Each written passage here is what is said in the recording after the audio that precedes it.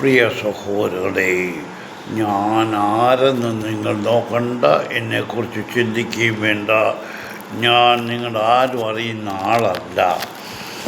ഞാൻ എൻ്റെ ജീവിതത്തിലൊന്ന് തിരിഞ്ഞു നോക്കി, ഞാൻ നടന്നു വന്ന വഴിയിൽ എൻ്റെ കാൽപ്പാടുകൾ വല്ലതും ഉണ്ടോയെന്ന് ഞാൻ കണ്ടില്ല. കാരണം പാറപ്പുറത്തുകൂടിയാണ് ഞാൻ നടന്നത്.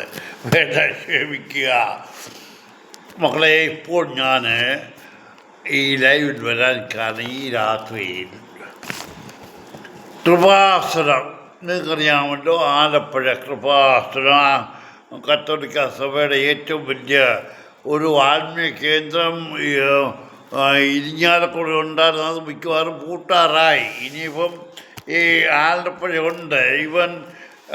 ഇവനെ ഞാൻ പൂട്ടിക്കും. അവന് എന്നോട് ഞാൻ ചോദിക്കുന്ന ഉത്തരം തരുമോ എന്ന് നോക്കട്ടെ. അല്ല എങ്കിൽ ഞാൻ ചോദിക്കുന്നതല്ലാതെ ഞാൻ പറയുന്ന കാര്യങ്ങൾ നിങ്ങൾ മനസ്സിലാക്കാൻ നോക്കുക. ഇപ്പം കണ്ട പരസ്യം, അമ്മ വരും. കരഞ്ഞു മടുത്ത മനസ്സിനെ അമ്മ ഇതാ ചേർത്ത് പിടിക്കാൻ വരുന്നു. നീ വിഷമിക്കുന്ന വ്യക്തിയാണെങ്കിൽ 5 മിനിറ്റ് അമ്മയ്ക്ക് കൊടുക്കുക, അത്ഭുതം പ്രവർത്തിക്കും. അപ്പോൾ ഇതാണ് പരസ്യം.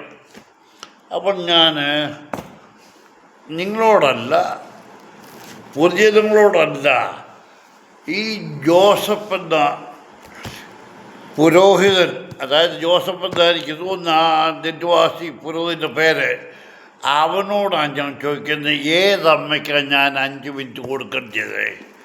ഏത് വിധത്തിലാണ് കൊടുക്കേണ്ടത്? നീ വേറെ ഒരു വിധത്തിലും നീ ചിന്തിക്കണ്ട.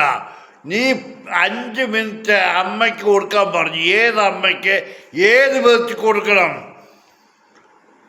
അത് നീ ഒന്ന് പറ. എടാ നെറ്റുവാസി, നീ ചിന്തിക്കുന്നത് യേശുവിൻ്റെ അമ്മ മറിയത്തെക്കുറിച്ചാണെങ്കിൽ, യേശുവിൻ്റെ അമ്മ മറിയം ആരായിരുന്നു, എന്തൊക്കെ എവിടൊക്കെ ചെയ്തു നീ ആദ്യം മനസ്സിലാക്കണം.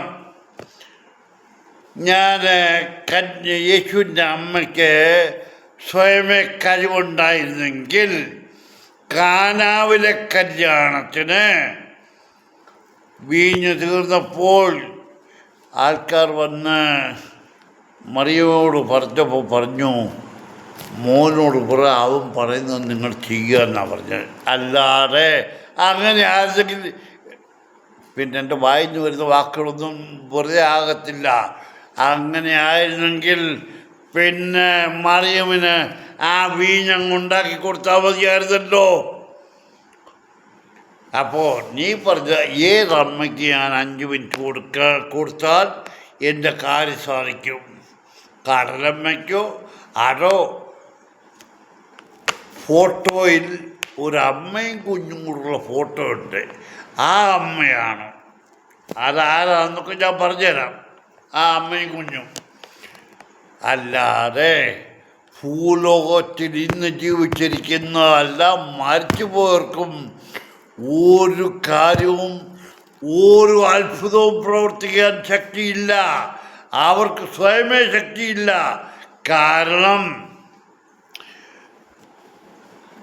ഏതെങ്കിലും മരിച്ചുപോയ ഒരു വ്യക്തി ആത്മീയമായി ജീവിച്ച വ്യക്തിയാണെങ്കിൽ, അതായത് ഞാൻ എൻ്റെ സഭയായതുകൊണ്ട് പറയല്ല, പരുമല തിരുമേനെ തന്നെ എടുക്കാം. നിങ്ങൾ അവിടെ ചെന്ന് പ്രാർത്ഥിച്ചാൽ പരുമല തിരുമേനി ജീവിച്ചതെങ്ങനെയാണെന്ന് എടാ ജോസഫ് നിനക്കറിയാവോ? അകത്ത് സ്വൈരമായിട്ട് ഇൻ്റർവ്യൂ എടുക്കുന്ന തിരുമേനിയല്ല, ഒരു മനുഷ്യനല്ലാതെ തിരുമേനി, കേട്ടോ?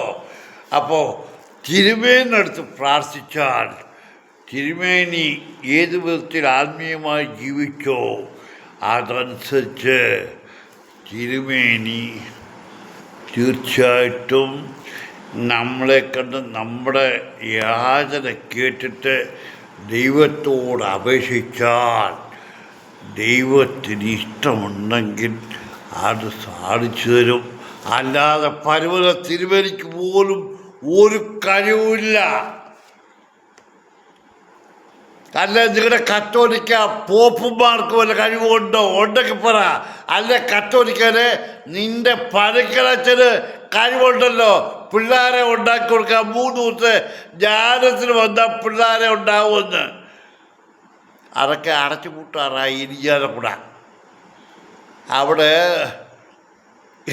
ഈ ചർച്ച ഒന്നും പറയാൻ എനിക്ക് സമയമില്ല. കാരണം നിങ്ങൾ കൊള്ള സംഘത്തിൻ്റെ ഒന്നാം ഇതാണ് കത്തോലിക്ക സഭ. ഇരിങ്ങാലക്കുടയിൽ നിങ്ങൾ ചെന്നാൽ അവിടെ പ്രത്യേക ദിവസങ്ങൾ ആ ട്രെയിൻ നിൽക്കും. എന്നാൽ അത് കഴിഞ്ഞാൽ പിന്നത്തെ ദിവസങ്ങളൊന്നും അവിടെ ആ സ്റ്റേഷൻ ട്രെയിൻ ഒന്നും നിൽക്കത്തില്ല.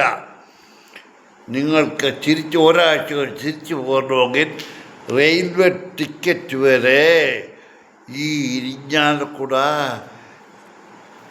ജ്ഞാനകേന്ദ്രത്തിൽ നിങ്ങൾക്ക് കിട്ടും.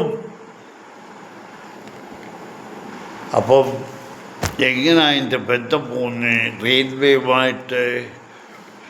കള്ളനോട്ട് വരെ, ഒരുത്തരം പിടിക്കാൻ വയ്യാത്ത കള്ളനോട്ട് വരെ പ്രിൻ്റ് ചെയ്തിറക്കുന്ന ഈ ലോകത്ത് റെയിൽവേ ടിക്കറ്റ് ഇരിഞ്ഞാലക്കുട ജ്ഞാനകേന്ദ്രത്തിൽ ഇഷ്യൂ ചെയ്യുമ്പോൾ അത് ആരൊക്കെ അതിനകത്ത് ഇൻവോൾവാണ്, ആർക്കൊക്കെ അതിൻ്റെ ഷെയർ കിട്ടുന്നു, അതൊന്നും ഞാൻ ഇനി പറഞ്ഞില്ല, പോട്ടെ. അപ്പം ഞാൻ ജോസഫേ, എടാ മോനെ, നീ പറ, നീ പറഞ്ഞത് 5 മിനിറ്റ് അമ്മയ്ക്ക് കൊടുത്താൽ അമ്മ കാര്യം സാധിച്ചു വരുമെന്ന്. ഏതമ്മയ്ക്കാ? നിൻ്റെ അമ്മയ്ക്കോ അതോ കടലമ്മയ്ക്കോ? കന്യാമറിയാം ഒരിക്കലും അവിശുദ്ധി പോയിട്ടില്ല. കന്യാമറിയാം യേശുവിനെ ഉണ്ടായതിനു ശേഷം യൗസേപ്പിൻ്റെ കൂടെ ജീവിച്ചു. അതിന് തെളിവുണ്ട്. എന്നാൽ ഇവരാരും നിന്റെ കാൽക്കീ വന്ന് നീ പറഞ്ഞു കേൾക്കുന്നവനല്ല. നീ പറ, ആർക്കാണ് ഞാൻ 5 മിനിറ്റ് കൊടുക്കേണ്ടത്? എടാ എടാ എടാ നീയൊക്കെ മനുഷ്യനെ ഇന്നും വിഡ്ഢികളാക്കാൻ നോക്കുന്നു.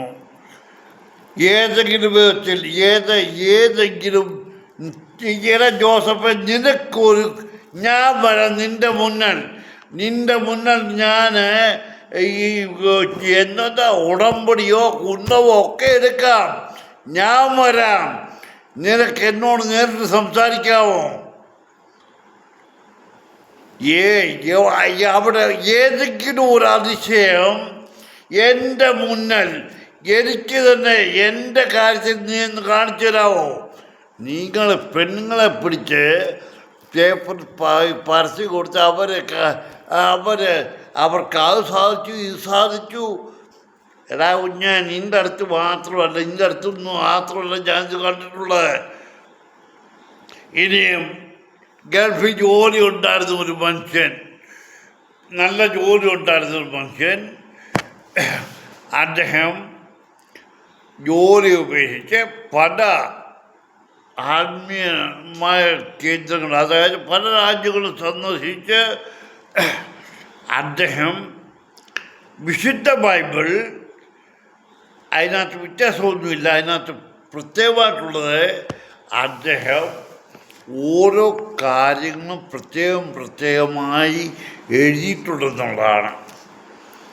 പക്ഷേ അദ്ദേഹത്തിന് ഒരു ധ്യാനകേന്ദ്രം ഉണ്ടാക്കി അദ്ദേഹം പുതിയൂരി നാടെന്ന് തോന്നുന്നു, പടിഞ്ഞാട്ട് പോകുമ്പോൾ ഇടത്തേ പുറത്തോ അതോ എവിടെയോ ഞാൻ ഒരിക്കലേ അവിടെ പോയെന്ന് പറഞ്ഞാൽ എൻ്റെ ആവശ്യത്തിനല്ല. എനിക്ക് ഈ ബൈബിള് ഇവർ ഗൾഫിൽ നിന്ന് ഇഷ്യൂ ചെയ്ത് അവിടുന്ന് എനിക്ക് 2 ബൈബിള് വന്നു. ആ ബൈബിൾ അയച്ചു തന്ന ആൾ വന്ന് എന്നോട് പറഞ്ഞു എനിക്ക് അവിടുന്ന് പോകണം. ഞാൻ പറഞ്ഞപ്പാ ഞാൻ കാറെ കൊണ്ടുപോയി. അവിടെ ചെന്നപ്പം ഈ പണ്ടാർജ് പറഞ്ഞു സാക്ഷ്യമാണ്, അപ്പച്ചനുണ്ടായിരുന്നുകൊണ്ട് എനിക്ക് ടിക്കറ്റ് കിട്ടി, എനിക്ക് വരാൻ വന്നു. എന്തു പറയുക, എയർലൈൻസ് വരെ അപ്പച്ചന് സ്വാധീനം, അപ്പച്ചൻ്റെ സ്വാധീനം പ്രാർത്ഥന അല്ല, സ്വാധീനം എയർലൈൻസ് ഒന്നും നടക്കത്തില്ലല്ലോ. അപ്പച്ചനുണ്ടായിരുന്നുകൊണ്ട് എനിക്ക് എല്ലാം സാധിച്ചു കിട്ടി. ഇതൊക്കെയാണ് ഇത്. എടാ കുഞ്ഞേ, എടാ യോസപ്പേ, നീ നിൻ്റെ ഇത് നിർത്ത്. ഇതൊക്കെ നിൽക്കാറായി. നിൻ്റെ ഈ കൃപാസനവും പൂട്ടും. വിശ്വാസികളെ, പൊതുജനങ്ങളെ, ക്രിസ്ത്യാനികളെ അല്ലെങ്കിൽ മറ്റു ജാതിക്കാരെ, നിങ്ങൾ ഈ നെറ്റുവാസികളുടെ കൂട്ടത്തിൽ പോയി ഇവർ പറയുന്നത് കേട്ട് കാശും കളഞ്ഞ് അവരുടെ പത്രത്തിന് പരസ്യം കൊടുക്കുന്നത് എന്തുവാ? അവരുടെ സഭയുടെയും പിന്നെ അവരുടെ ആ സ്ഥാപനത്തിൻ്റെയും പരസ്യം. നിങ്ങൾ ഇതിൻ്റെ പുറകെ പോകരുത്. എൻ്റെ കുഞ്ഞുങ്ങളെ, നിങ്ങൾ ദയവ് ചെയ്ത് നിങ്ങളുടെ ആവശ്യം നിങ്ങളുടെ ദൈവത്തോട് പറയും. ഞാൻ പല ഉദാഹരണം പറഞ്ഞ് ഹന്നയെക്കുറിച്ച്. മക്കളെ, നിങ്ങളുടെ ആവശ്യം നിങ്ങളുടെ ദൈവത്തോട് പറയുക. ഈ കള്ള പുരോഹിത വർഗത്തിനും ഒരു വർഗത്തിനും നിങ്ങളെ സഹായിക്കാനൊക്കത്തില്ല. നിങ്ങൾ വിശ്വസിക്കുന്ന ദൈവത്തോട് പ്രാർത്ഥിക്കുക. നിങ്ങളോട് ദൈവം പറഞ്ഞിട്ടുണ്ട്. നിങ്ങൾ ബൈബിൾ വായിക്കത്തില്ല, അതുകൊണ്ട് കുഴപ്പം കൊണ്ടാണ്. നിങ്ങളോട് പറഞ്ഞിട്ടുണ്ട്, നിങ്ങൾ അറയിൽ കയറി വാതിലടച്ച് നിങ്ങൾ ദൈവമായ കർത്താവിനോട് പ്രാർത്ഥിക്കുക, അപേക്ഷിക്കുക. അറയിൽ കയറി വാതിലടയ്ക്കുന്നതിനാണ്. പിന്നെ പുറത്തുനിന്നുള്ള ശല്യമില്ല, ശബ്ദമില്ല. അപ്പം നമുക്ക് സ്വൈരമായിട്ട് ദൈവമായിട്ട് സമ്പർക്കം പുലർത്താനൊക്കും. ഞാൻ പറഞ്ഞില്ല.